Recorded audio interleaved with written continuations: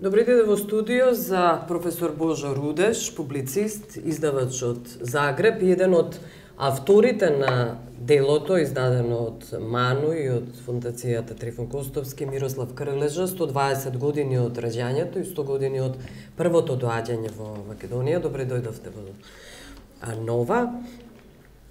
Господине Рудеш, прво ве молам да го објасните придонесот на Мирослав Крлежа за Македонија.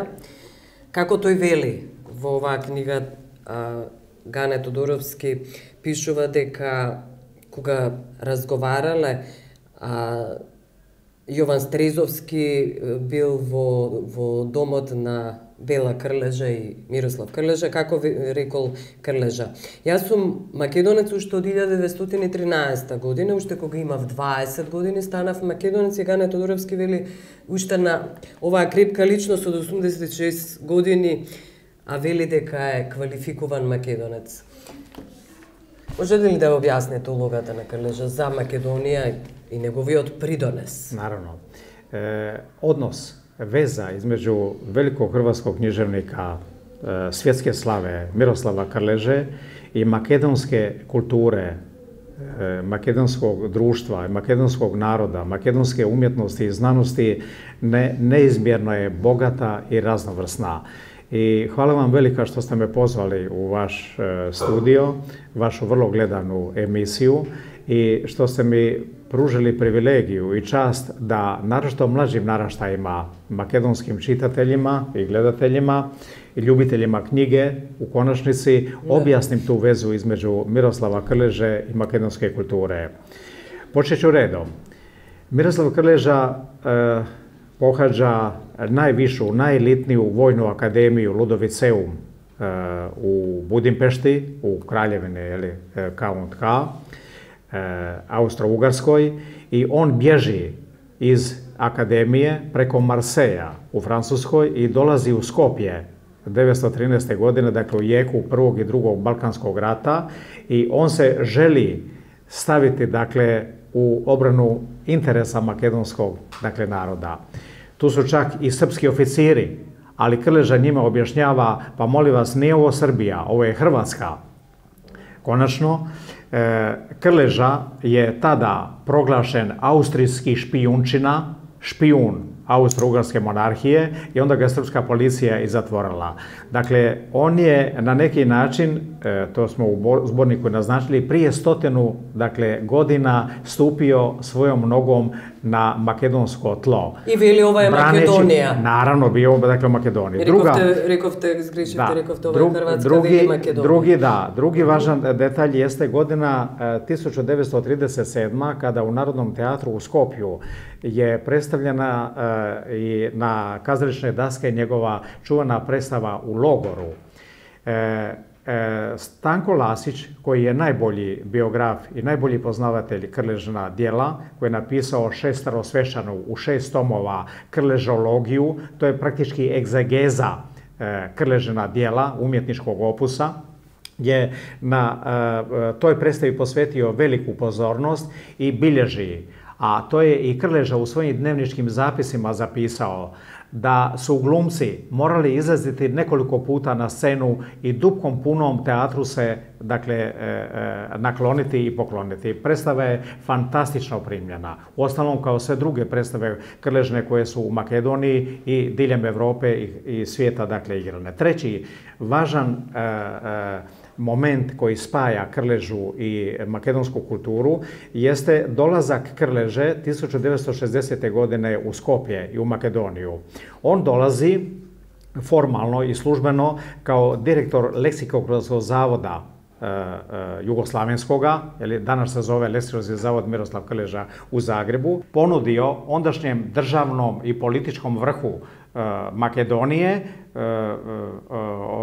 da na makedonski prevedu sva enciklopedijska izdanja, a da Leksikografski zavod za to ne traži ništa. Jer, kao što znate, ona su bila objavljena opća enciklopedija Jugoslavije, muzička enciklopedija, tehnička, medicinska, jedno 10-ak enciklopedijskih, dakle, nizova. Krleža je rekao: izvolite, prevedite to na makedonski, mi vam ne tražimo ni jedan denar dakle, za to honorar. Evo, kad se sve to skupa dakle, uzme u obzir, onda je posve razumljivo da je i Makedonska akademija sa svojom blistavom, naravno, fondacijom Trifun Kostovski, na primjeren način obilježila 120. godišnjicu Krležina rođenja i 100. godišnjicu njegova dolaska u Makedoniju, oduživši mu se ovim preljepim zbornikom. Da, ajde okolo zbornikot, jedan od авторите се вие, академик Калоđера, isto tak Gane Todorovski, Katica Čulавкова i opremата, ликовната опрема е на akademik Tome Serafimovski. Koja je ideja na zbornikot? Ideja je bila sljedeća. Makedonska akademija, ili ako hoćete makedonska kulturna javnost, na najprimjereniji način ovim zbornikom odužuje se ili uzvraća mu dio ljubavi i poštovanja kojeg je Krleža, kao što sam malo prije rekao, prema Makedoniji iskazivao cijelog života i u svom književnom dijelu. Nisam da kako navodio da u Zastavama, njegovom kolosalnom romanu, u njegovim 10 krvavih godina, to su pacifistički eseji, u njegovim ranim dramama, pa i kasnijim značajnim dakle, dijelima Makedonija i makedonske teme ili dakle, tema Makedonika, kako je Krleža od milja zvao, zauzimaju puno stranica, umjetnički, da kako literarnih dakle, stranica. I nema ni jedne evropske kulture ili metropole, a od Mađarske do Pariza, od Londona do Beča, od Beograda do Zagreba, da kako Grčke, da ne nabrajam druge dakle, zemlje, koji 120. godišnjici Krležina rođenja nisu posvetili neki ili zbornik, ili preveli neko djelo, ili postavili neku njegovu dramu, jer kao što sam rekao, on je naprosto evropski i svjetski pisac. Ideja je bila dakle, ovdje da naš 4 autora sa raznih aspekata osvijetlimo dakle, Krležu kao jednog velikog umjetnika i jednog nadasve angažiranog intelektualca.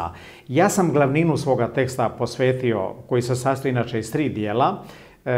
Prvi dio se odnosi na Krležine evropske horizonte, naravno, o čemu je ispisane biblioteke knjiga, koje sada nećemo spominjati, ili za ovu priliku nije bitno. Drugi dio sam posvetio odnosu hrvatske kulture, što je Krleža značio kao formativni pisac i intelektualac, jer on je čitave naraštaje na neki način poveo za sobom i Krleža im je bio uzor, o čemu su također ispisane na stotine i stotine knjiga.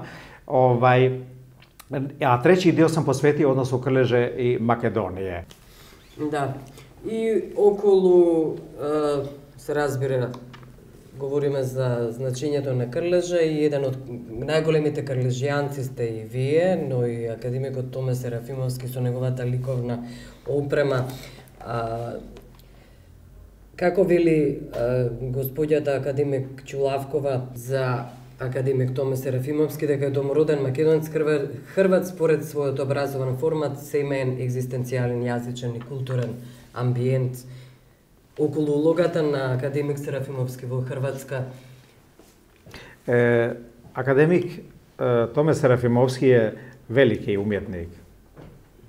Veliki umjetnik, izuzetno veliki umjetnik, ugledni akademik, ne samo dakle, redovni član Makedonske akademije, nego i Srpske akademije i nekoliko drugih dakle, akademija. Njegov opus je doista monumentalan. Ja mu se divim. On je osim toga hrvatsku kulturu i umjetnost na neki način, ako hoćete i društvo, zadužio. Na koji način? On je 3 hrvatska velikana 19. i 20. stoljeća, duhovna, ako hoćete, Gorostasa, u skulpturi dakle, napravio i u svojoj čuvenoj knjizi Balkansko sazvježdje posebna i poglavlja odredio. To su, idem redom, Ljudevit Gaj, koji je hrvatski dakle, preporoditelj. Imamo njegovu čak i bistu u Zagrebu, koji je akademik tome poklonio. Drugo, gradu Zagrebu. Drugo, veliki crkveni i duhovni muž, utemeljitelj prije Jugoslavenske, a danas Hrvatske akademije znanosti i umjetnosti kao najstarije slavenske, odnosno južnoslavenske akademije, Josip Juraj Strossmayer. Josip Juraj Strossmayer, dakle njegovu bi se također poklonio gradu Zagrebu i naravno Krležu. I to u bronci i čime je da kako ova monografija opremljena. Krleža nije samo veliki pisac, on je i veliki intelektualac. I to erazmovski intelektualac koji je sartreovski bio silno angažiran i u književnosti kroz svoje glavne likove, recimo u zastavama, to su Kamilo Emerički ili mlađi, Joja, kojeg također monarhijske vlasti proganjaju u zatvor, koji je služio u Skopju. Dakle, ima puno detalja u Krležinu dijelu koje se odnose na Skopje i Makedoniju, nego je naprosto bio intelektualac koji je, da upotrebim izraz velikog njemačkog socijalnog filozofa i intelektualca Ralfa Dahrendorfa, Krleža je izbjegao iskušenje intelektualca u teškim vremenima. Jer slavni, dakle, profesor Dahrendorf je napisao knjigu Intelektualci u vrijeme totalitarnih režima. 20. stoljeće je bilo, kao što znate, stoljeće totalitarnih režima, nacizma, fašizma i boljševizma, dakako. Jer su kultovi bili nacija, država, osvajanje teritorija, partija i tako dalje, što je Krleža sve prezirao. A mnogi ugledni intelektualci su podlegli tim ideologijama i bili su na neki način u službi takvih rđavih politika, dakako, fašistoidnih politika možete reći. Ne, Krleža je bio sartrevski angažiran na način kako je to Sartre zapisao u svom čuvenom eseju 1945. godine, veliki francuski filozof Jean-Paul Sartre, pledoaje za intelektualce.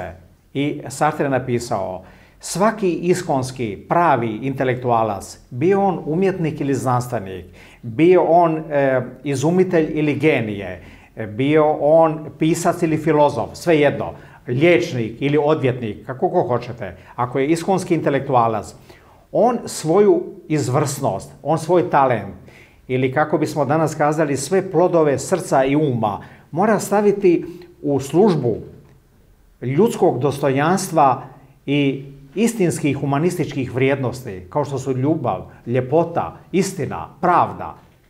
Krleža je upravo takav pisac i nije, dakle, podlegao iskušenju, dakle, intelektualca da bude u službi ove ili one politike. Zašto to govorim? Rat strašni koji je zadesio Jugoslaviju, koji je ostavio tragične posljedice na sve narode bivše Jugoslavije. Nažalost, mnogi ugledni pisci, to mogu govoriti za Hrvatsku i za Srbiju, manje su mi poznate makedonske prilike i okolnosti, ali i u Europi mnogi ugledni intelektualci i pisci stavili su svoj talent i svoj ugled upravo u takve... Službena vladajačkata garnitura. Tako je, nažalost. Krleža je bio izvan toga. Vi благодарам što mi v tego. Hvala vama. Da.